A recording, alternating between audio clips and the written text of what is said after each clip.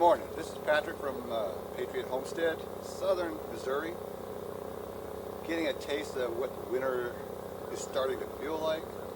Today's supposed to be a good day, so it's in the high in the 40s and 50s. So as you see here, I've got the beams going across. There are 3 beams, 2x6s, scabbed together. You can see where the nails. I went ahead and did the 16-inch centers over there on that 8x8 section. I'm going to go ahead and continue on with the back section over here. It stays 8x8, but also, so I got lining it up. And then I will do this side, and trim it up, and it'll look just like it'll be like 4 sections basically. And then I have to go to Home Depot because I needed some more wood, and you can only carry so much in these back hills. It's pretty tough, especially with steep hills here. You can only have so much weight. Once I get the 4 sections done with a 4x4,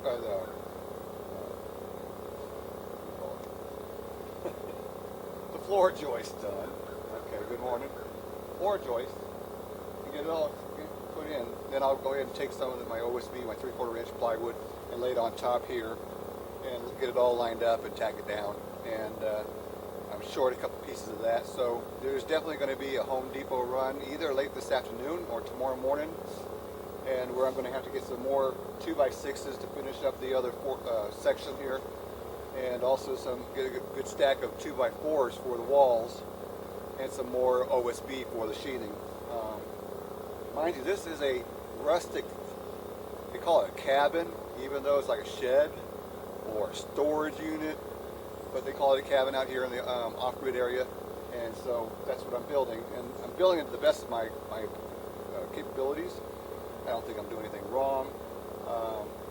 I've got ledges on the center of the post, on the beams, and the ledge over here, so that when you span the 2x6s, I went online and found out I could go 9.5 feet, but since this is only 8 feet, and since I have a ledge that will lay on at least 5/8 of an inch on end to end, on either end, it's capable of being able to support what I need. So it saves me money for not having to dig more posts for more support. And I'm using 2x6s all across here. So this is just to show you what I've done and what is going to entail in the next video. It'll get better.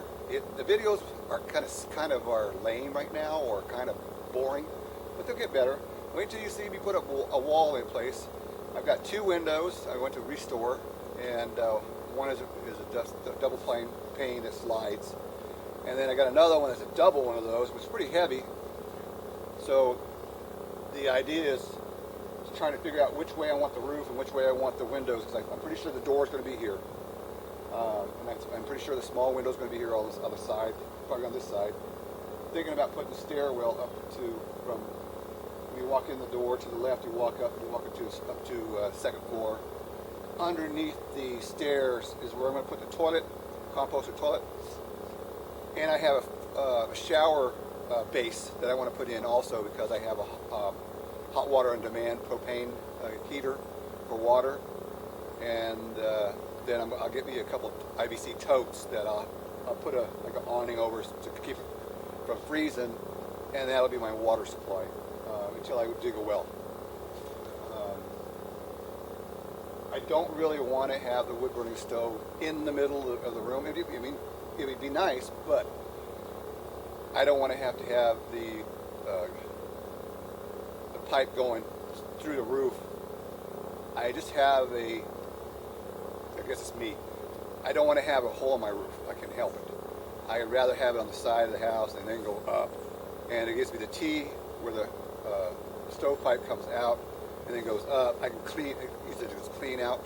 To me, that's easier and better. But doesn't mean it's the right way, okay? What I'm doing here doesn't mean it's right. I'm pretty sure I'm doing okay.